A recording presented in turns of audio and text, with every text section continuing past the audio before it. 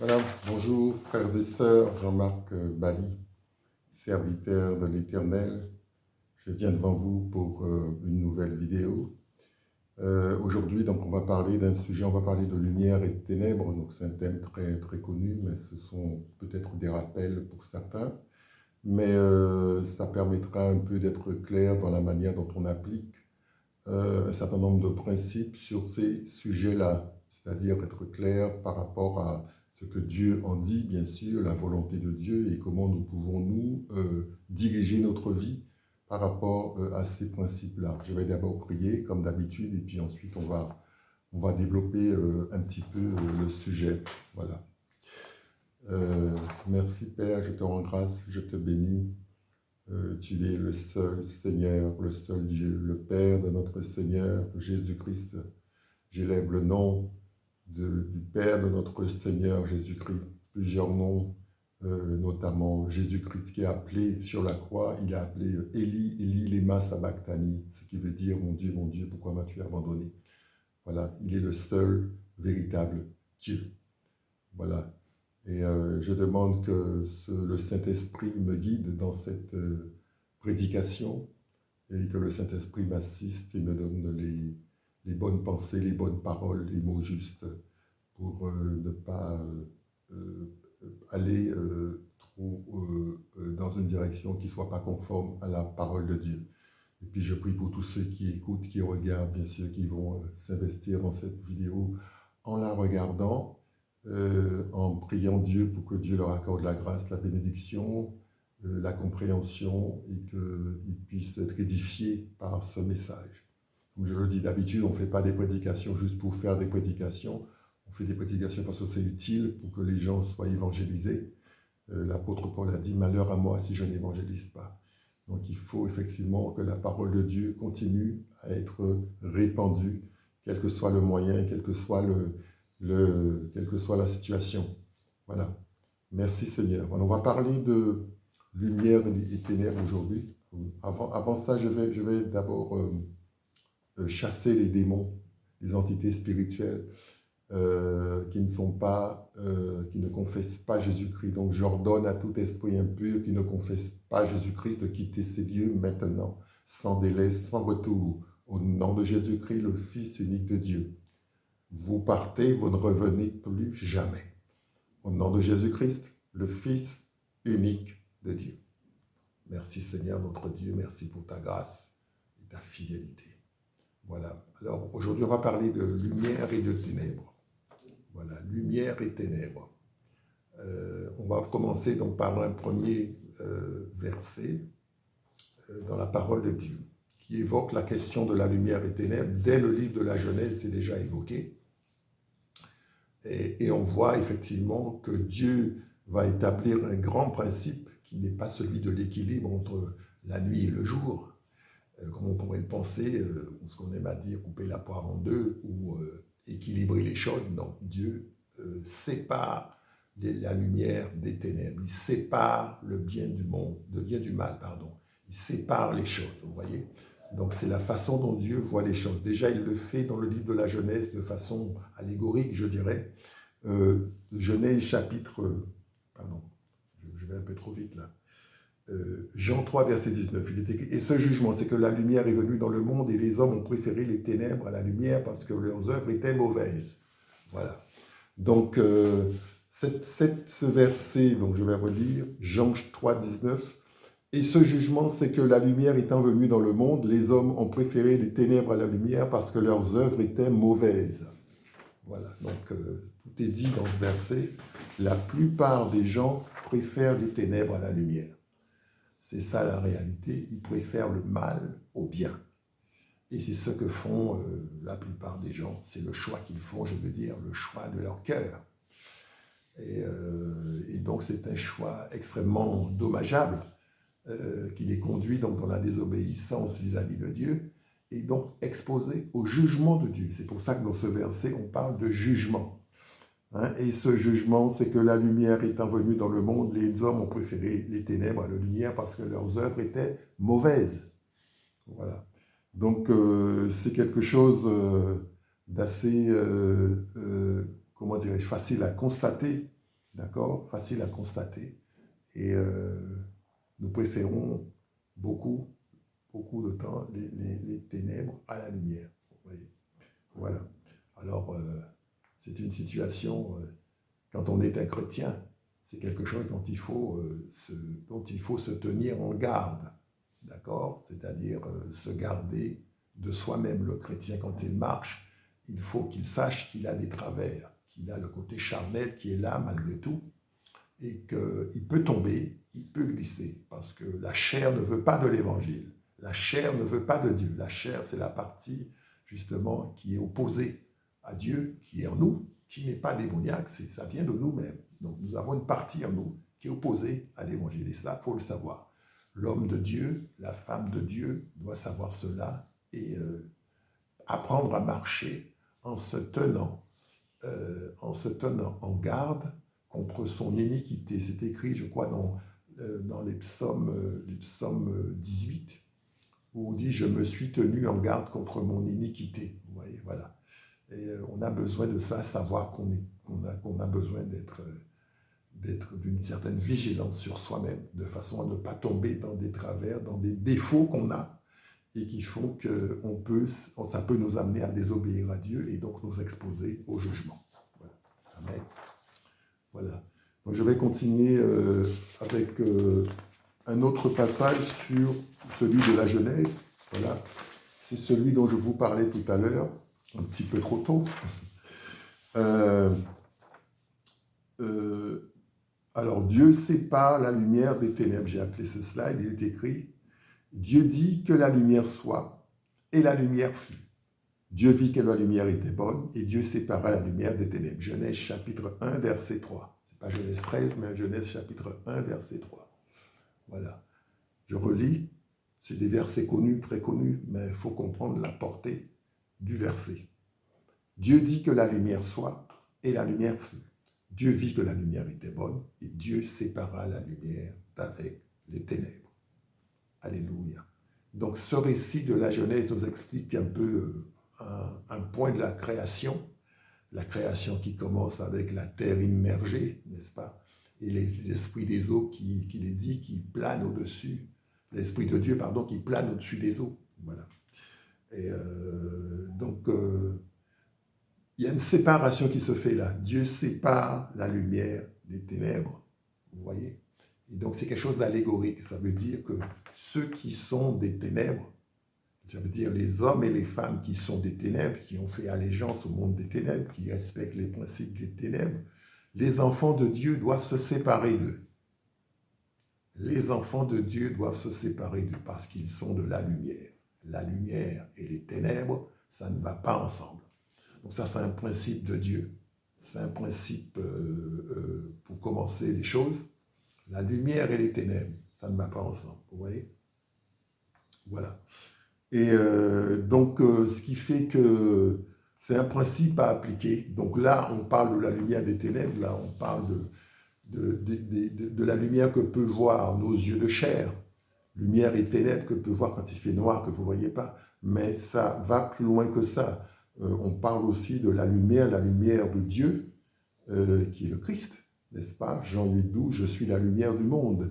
Celui qui me suit ne marchera pas dans les ténèbres, mais il aura la lumière de la vie. » Donc, on parle aussi du Christ là-dedans, qui veut dire que ceux qui sont du Christ doivent se séparer de ceux qui ne sont pas du Christ. Et c'est ainsi, c'est-à-dire, quand je dis se séparer, ça ne veut pas dire les haïr, mais ça veut dire comprendre que vous n'êtes pas compatibles. Vous n'êtes pas compatibles, vous ne pouvez pas marcher ensemble, vous voyez. Et parce que ceux qui sont des ténèbres vont toujours chercher à venir combattre ceux qui sont de la lumière, parce qu'il n'y a pas d'entente entre ces deux catégories de gens. Donc c'est quelque chose qu'il faut savoir, et c'est un principe. Donc le chrétien doit être en mesure, lorsqu'il est avec quelqu'un, doit chercher à connaître l'identité spirituelle de la personne à qui elle a affaire. Vous voyez? Et ça peut être n'importe qui, quelle que soit la proximité de la personne, ça peut être un ami, ça peut être n'importe qui. Il faut chercher à connaître l'identité spirituelle de cette personne-là. Et quand on est un chrétien, quand on est un disciple de Jésus-Christ, on marche avec le Christ. On ne peut pas s'associer, être trop intime, je veux dire, avec des gens qui sont dans autre chose et qui donc ne font pas allégeance à Jésus-Christ. Et s'ils ne font pas allégeance à Jésus-Christ, c'est qu'ils sont avec Satan. Il y a pas, je dis, l'évangile, c'est quelque chose d'assez radical. Hein. Quand je dis radical, je ne dis pas qu'il faut aller combattre les gens. Quand je dis radical, ça veut dire où vous êtes avec le Christ ou vous n'êtes pas avec le Christ. Et ceux qui ne sont pas avec le Christ ne peuvent pas marcher avec ceux qui sont avec le Christ parce qu'à un moment donné, il y a une incompatibilité des deux familles. Vous voyez? Voilà. Donc c'est quelque chose d'important et c'est quelque chose que le chrétien doit savoir. On ne peut pas être chrétien et être ami avec tout le monde. C'est pas possible, ça. C'est pas possible. Voilà. Donc, voilà. Donc, je vous le dis parce que c'est important et beaucoup d'enfants de Dieu se font détruire comme ça. On détruit leur vie. Le monde des ténèbres utilise ces personnes qui sont des ténèbres pour détruire leur vie, pour détruire leur destinée. Donc, ils doivent savoir que tout le monde n'est pas animé de bonnes intentions et ceux qui sont des ténèbres vont chercher à accomplir la volonté de Satan. Donc, là, vous voyez déjà dans la Genèse, le Seigneur dit séparation de la lumière et des ténèbres. Et il dit, la lumière est bonne. Voilà. Donc on est en Jésus-Christ grâce au Père. Merci Seigneur. Voilà. On va continuer donc. On va continuer, pardon, c'est un peu manuel ce que je fais, mais c'est pas grave. C'est un peu artisanal, mais l'important c'est que la parole soit diffusée. D'accord? Merci Seigneur. Alléluia. On va encore parler un petit peu plus de la différence qui existe entre ceux qui sont des ténèbres et ceux qui sont de la lumière. On en voit un passage, un verset dans le livre des Proverbes, chapitre 29, verset 27. Il est écrit « L'homme inique est en abomination aux justes. Et celui dont la voie est droite est en abomination aux méchants. » Vous voyez? Je reprends. Proverbe 29, verset 27. L'homme inique est en abomination au juste, et celui dont la voie est droite est en abomination aux méchants. Donc ça veut dire de même, celui qui est juste peut avoir les autres en abomination, ceux qui ne sont pas justes, ceux qui refusent Dieu, ceux qui combattent Dieu, ceux qui sont dans le satanisme, ceux qui pratiquent toutes sortes, je ne sais pas moi, le vol, etc. Pour le juste, ça peut être des abominations. Il peut voir ça comme des abominations, des choses abominables. Mais l'inverse est aussi vrai. C'est-à-dire ceux qui sont là-dedans, ceux qui sont dans le péché et qui s'y plaisent, voient ceux qui sont hors du péché comme une abomination également. Donc il y a une répulsion mutuelle entre ces deux catégories. Ceux qui sont des ténèbres et ceux qui sont de la lumière se regardent et sont en abomination les uns par rapport aux autres. Donc il ne peut pas y avoir d'unité entre ces deux catégories-là. Vous voyez, encore un autre verset qui parle un peu du sujet de façon un peu par rapport aux gens et montrer que les justes ne sont pas les seuls à ressentir ce sentiment-là. Ceux qui sont du royaume des ténèbres ressentent aussi ce sentiment par rapport à ceux qui sont droits, qui marchent droit et qui ne sont pas dans le péché. Vous voyez? Voilà. Donc c'est des comportements différents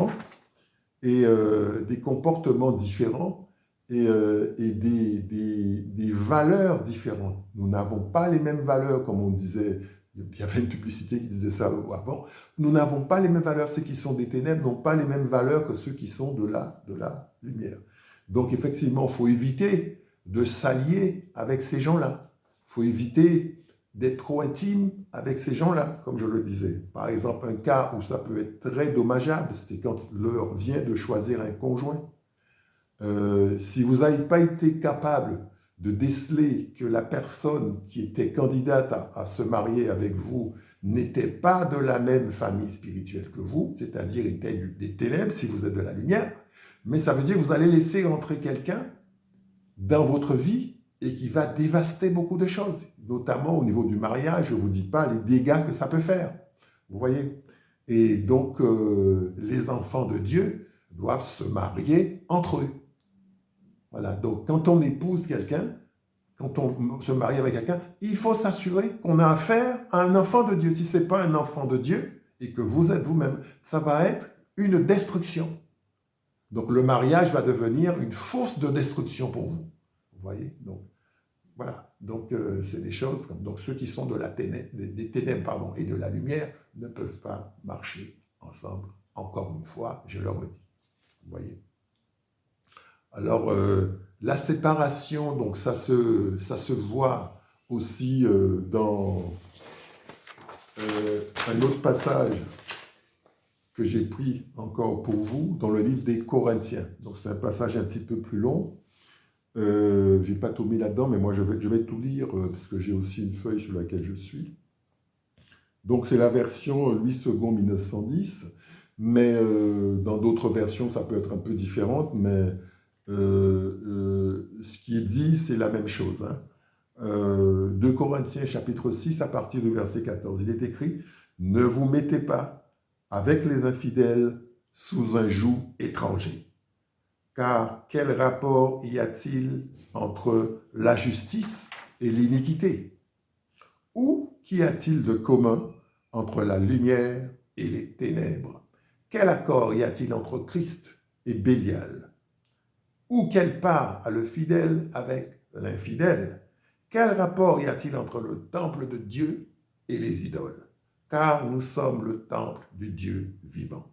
Comme Dieu l'a dit, j'habiterai et je marcherai au milieu d'eux. Je serai leur Dieu et ils seront mon peuple. C'est pourquoi, sortez du milieu d'eux et séparez-vous, dit le Seigneur. Ne touchez pas à ce qui est impur, et je vous accueillerai. Je serai pour vous un père, et vous serez pour moi des fils et des filles, dit le Seigneur Tout-Puissant. Béni soit le Seigneur, le Tout-Puissant, le Créateur du ciel et de la terre. À toi la gloire, à toi la puissance, à toi l'honneur.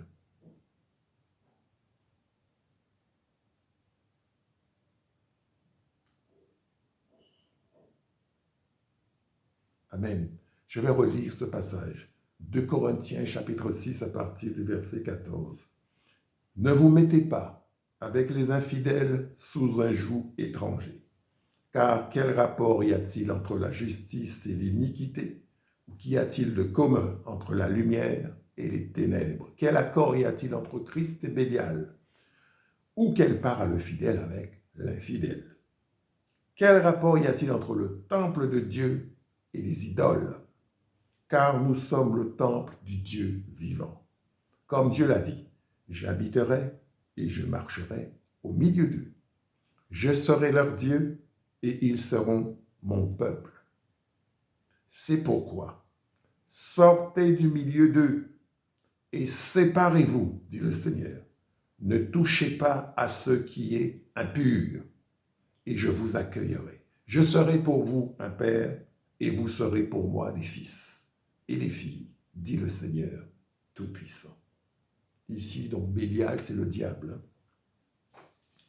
Voilà, Bélial, dans le passage, c'est le diable.